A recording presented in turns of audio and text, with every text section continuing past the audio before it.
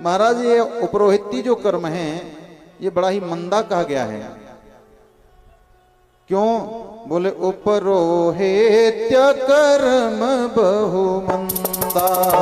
उपरोहित्य कर्म बहु मंदा। उपरोहित्य कर्म बहु मंदा। उपरोहित्य कर्म बहु मंदा। वेद पुराण स्मृति कर निंदा। वेद पुराण स्मृति कर निंदा। उपरोहित्य कर्म बहु मंदा। उपरोहित्य कर्म बहु मंदा। बोले महाराज उपरोहिती का जो कर्म है इसको बड़ा ही नीच माना गया है। क्यों नीच माना गया है?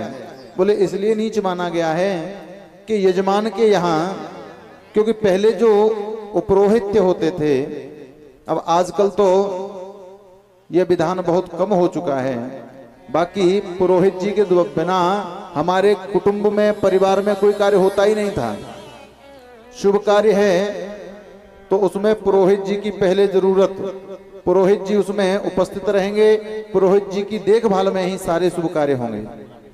और यदि कोई अशुभ कार्य है तो उसमें भी पुरोहित जी को पहले ही उपस्थित होना पड़ता है।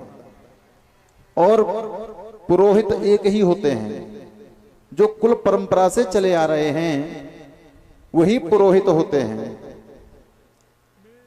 भगवान राम जी के यहां वशिष्ठ जी उपरोहित बन करके आए।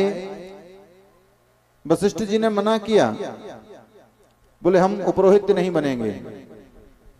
तो ब्रह्मा जी ने समझाया कि इसी कुल में एक दिन श्री हरि नारायण स्वयं आने वाले हैं, इसलिए आपको उपरोहिती कर्म संभालना रहेगा।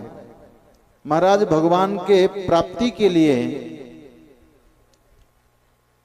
और उपरोहित्य कर्म को प्राप्त किया, अन्यथा उपरोहित्य का जो कर्म है ये हमें पाप प्रदान करने वाला है।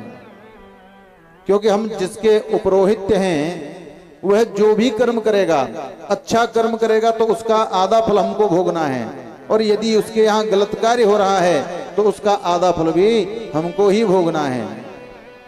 तो इसलिए उपरोहित्य जो कर्म है बड़ा ही नीच माना गया है।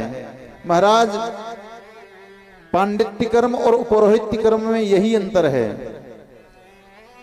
कि पंडित जी तो कोई भी हो सकते हैं, वह जरूरी नहीं कि आपके कुल में जो पहले से चले आ रहे हैं वही हों, लेकिन पुरोहित जी तो वही चाहिए जो आपके कुल परंपरा से चले आ रहे हैं। महाराज दशरथ को जिस समय विचार आया कि मेरे कोई संतान नहीं है, तो उस समय यज्ञ किसने कराया? वशिष्ठ जी ने? नहीं, श्रृंगी ऋषि ने। तो पांडित्य कर्म करने वाला तो कोई भी हो सकता है, लेकिन पुरोहित जी हमारे कुल पुरोहित जो परंपरा से चले आ रहे हैं उन्हीं को मानना श्रेयस्कर होता है। इसलिए